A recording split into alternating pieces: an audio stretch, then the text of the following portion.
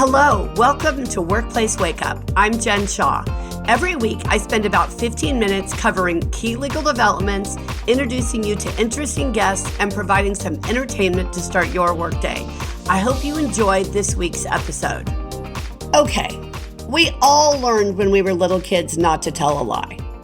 And I know we lie about things sometimes. I call them social lies. You don't want to go to the party and you don't want to hurt the person's feelings. So you say, oh, I'm so sorry, I'm not feeling well, right? You're not technically telling the truth. My daughter has called me on this before and I've said, well, sometimes you don't want to hurt somebody's feelings. You really should tell the truth all the time, but sometimes it may feel better to just let them down gently, right?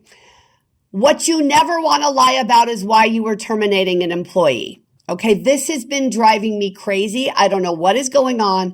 I feel like a bunch of employers went to a conference and somebody who doesn't know what they're doing told them, hey, if you need to get rid of some problem employees, you should just say you're doing a layoff. You should just say you're doing a position elimination and then you're home free. No, you're not. All right, here's the problem, guys. When you tell someone, hey, we're really sorry, but we're restructuring and we're going to have to eliminate your job, what do you do when they say, oh, that's okay, I'll just apply for another job with the company? Or you wait, right? You lay them off, and then you guys decide internally, hey, okay, it's been 3 months, let's repost the job. This is a question I get asked all the time. So the client will call and say, okay, we want to eliminate these 2 jobs. Really? Okay, so you're eliminating the jobs. Yes. Okay, so you're getting rid of them forever. Well, I don't know, like how long do I have to get rid of them for? And then I know right there, I'm like, wait a minute. Are you actually getting rid of the jobs? Look, 2 years from now, budgets may change, markets may change, clients may change, vendors may change, and you're going to need that job again. But if you're telling me right now that you're already wanting to know how long it is until you can repost that job, you're not eliminating the job. You're looking for an easy way out. Most of the time, this person hasn't been managed. Nobody's documented the performance issues. All of a sudden, a higher up says, that's it, I'm done with Matilda. And you're like, well, I don't have any documentation. I can't say it's performance related.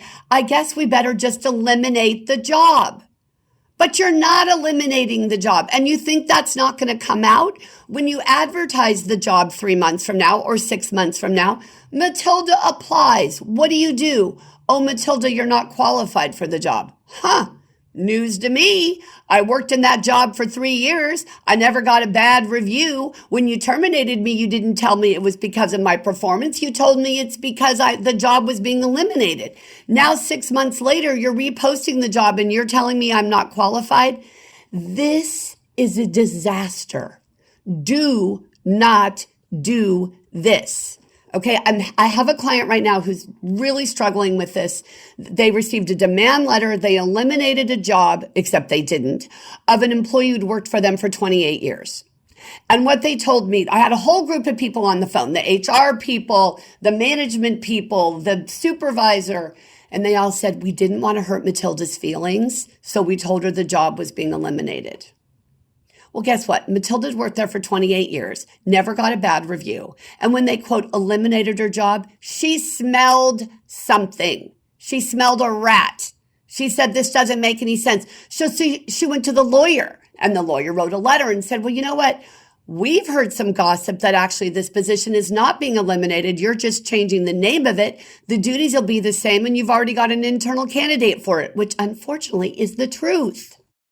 So I got to call the lawyer and I just had to come clean. I had to say, listen, they didn't want to hurt Matilda's feelings. You and I both know that was a dumb thing to do. But here's the problem. She wasn't a good employee. I've got email after email and report after report and document after document of everything she did. But Jennifer, he says, they didn't give her the feedback. I know they screwed up. But here's your problem, opposing counsel. You're going to try to litigate this case, and I've got all kinds of stuff that shows she made mistakes. No, she didn't get reviews. They didn't write her up. I agree. But I've got all sorts of documentation. And in this case, she's an at-will employee. So I don't need a lot here.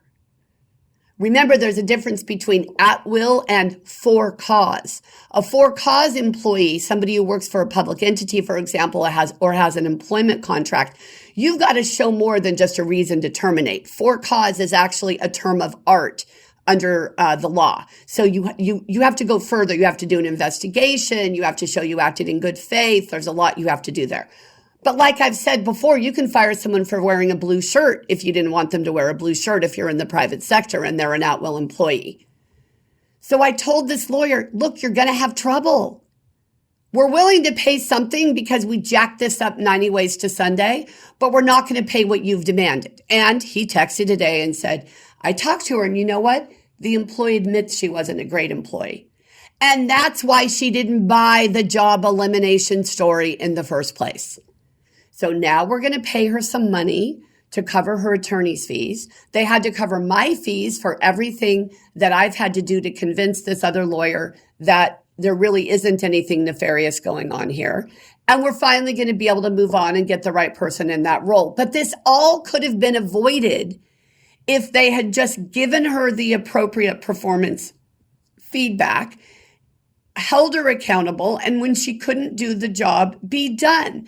We talked about this last week, right? When are you done? When do you need to be done? It's oftentimes very difficult when you like the person. They've worked with you for a while. Maybe they've originally brought something really important to the organization, but now the role has outgrown them. They're really not contributing at this point. You've got to be able to say no. But the way to say no is not to say you eliminated the position. Here's another reason. When you do a job elimination or a termination, that's a group layoff, and you have people who are 40 years of age or older, and you want to give them a separation package and you want to release, okay, you want them to release claims in exchange for you giving them money, you have to fill out what's called Exhibit A. It's a birthday list, right? You have to tell those folks who are 40 and over who got that package and who didn't. And let's say you have 2 people in the company of 100 who are being laid off, all right? You've got to say, all right, we looked at the whole company, if that's the truth. We looked at the whole company or just the department, whatever it is. This is our decisional unit. This is who we looked at. This is the group that we looked at to decide who should be laid off. And these are the people we picked and these are the people we didn't. The reason you have to do that under the Age Discrimination and Employment Act and the Older Workers Benefit Protection Act, both of which are federal anti-discrimination laws against age bias. The reason you have to do that is because the, quote, older, 40 or older employees need to be able to see, okay, well, is there a pattern here? Were only the, quote, older employees subject to the reduction in force or subject to the layoff? So if you do that and you didn't even eliminate jobs, think about what you're doing. You're creating this whole issue where somebody could look at that and say, wow, I do think there's an age discrimination issue, when all you really had to do was give them performance feedback. Now, look, if you have a legitimate job elimination, great, let's do it. Let's show why we eliminated the job. Who's going to be subject? If we're giving a separation package, what are we giving? What's our calculus for that? How are we deciding who's getting what? All right, that's fine. It's not that you can't do a job elimination. Of course you can. And the way the economy is right now, it's so crazy to me. We hear good things about the economy. We hear bad things about the economy. It's all, in my mind, right now, sort of based on politics in terms of who you want to support for president and, how people are looking at the world. But the bottom line is it's a real hard time for businesses because we're trying to figure out. I just read a couple of weeks ago that Macy's is closing like 150 stores. I used to work with Macy's when I was at a prior law firm. It's a great company. They've had to adjust. They've had to change. The demographics have changed. More people are shopping online. There's just a lot of things going on. So when you have those kinds of things happening, you may have to do a legitimate position elimination. You may actually be eliminating a job. But eliminating a job means it goes away. It disappears off of the organization chart, right? It's not listed there anymore. It's gone. It doesn't mean we change the title. It doesn't mean, let's wait 3 months and we'll hire somebody else. It doesn't work that way, okay? Here's the other thing. When you're doing a termination, and let's say you have evidence somebody did something wrong, but you don't want to tell them that because you don't want to hurt their feelings or you don't want to start a big deal with them. So you say, we just think you're not a good fit. That's a lie. It's not that they're not a good fit. It's that they did something bad that you feel like you have to fire them for. Maybe it's performance, maybe it's conduct, who knows, but you're not telling the truth. When you tell someone you're not a good fit, they make a movie. They say to themselves, what makes me not be a good fit? Oh, could it be my race? Could it be my color? Could it be my sex? Could it be the fact that I have a same-sex partner? Oh, maybe it's that religious belief I was talking about. Maybe it's the political rally I went to. And you can't blame people for doing this. If you're not going to give them the information, they're going to go try to find it out themselves. So when you tell someone, oh, I just don't think it's working out. You're not a good fit. What? What does that even mean? I had a situation recently where someone in our firm quit, and she gave me this reason that made no sense. Well, I just don't think I'm a good fit here. What? What are you talking about? Tell me what's really going on. If I've done something, let me know so I can fix it. I'd rather not go into it. Okay, whatever. It's your career. That's fine. But the bottom line of it is, I can't get better. I can't improve. And what am I doing? I'm making a movie. I'm sitting there thinking, okay, well, could it be this? Could it be that? Could it be the other thing? The bottom line is the person didn't want to work here anymore. But why? Because 2 days before they did. So it's so interesting when you think about when people aren't just direct, when they don't just tell you the truth, it never leads to a good result. I might have been able to solve the problem if I had understood what was going on. And I wanted to solve the problem. This was a good employee. I didn't want the person to leave. But I think something happened that she didn't understand the full context. She made a movie, and then we couldn't have an actual honest discussion about what was going on. And it will be something I will think about for the next 30 years because I don't like to lose people. And I want to be a good leader and I want to do the right thing. So it's really hard when you tell an employee you're not a good fit, you're giving them nothing. You're giving them nothing to work with. And if they feel that they've been slighted or treated unfairly or something has happened, you're not going to be able to defend it as well as if you had just said, listen, Matilda, these are the 3 problems I'm having and I haven't seen them improve. And I like you and you're a great person and I really wanted this to work. You wanted this to work, but let's face it, we were both wrong. Like it's just not working. Right? It's just not going to be something that we can do. So when you don't tell the truth about a termination, or when you don't tell the truth about a resignation, you're not helping solve the problem, right? You're not giving that employee the ability to move on, to move forward, to understand how to make things better at the next place.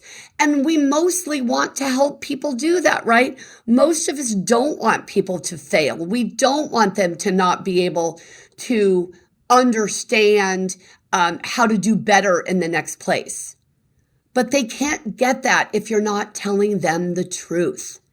I think we owe it to the employee. It's part of the compensation bargain. We hire them to do a job. We pay them money to do it. We give them benefits to do it. And in exchange, we owe them some things, to give them fair feedback, to give them coaching and training when they need it, and to tell them when it won't work that we're done and why, so they can learn from the experience. Because let's face it, recruiting matters, right? If you're at least fair and honest about why you let someone go, they're not going to be happy about it, but at least they're going to feel like, okay, I get it. I may disagree with it. I may think it's wrong, but at least I have something to go with. At least I'm not totally and completely in the dark. And if you do one of these position elimination and then you advertise that job, that employee is going to question the integrity of everything you have ever done because you told them that job was eliminated and here it is, resurrected. All right? So please, I know it's hard. I know it seems like a good shortcut. I know it's tempting, but tell the truth. When you're going to let someone go, they need to understand why. They need to understand how it came to this point. You owe it to them and you owe it to the organization. And as I say all the time, we can do hard things. It doesn't mean they're fun. It doesn't mean we want to do them all the time, but we can do them. Everybody, thank you so much for joining us here today. Have a wonderful rest of your day and the rest of your week, and I cannot wait to see you next time. Workplace Wake Up, including our guests and hosts, do not provide legal advice in this podcast. Do not act upon any of the information discussed in this podcast without first consulting a licensed attorney in your jurisdiction. If you enjoyed this episode and would like to spread the word, please share it with others, post about it on social media, and/or rate and review it. You can also follow us on LinkedIn, Twitter, and Facebook, and email us at info@shawlawgroup.com.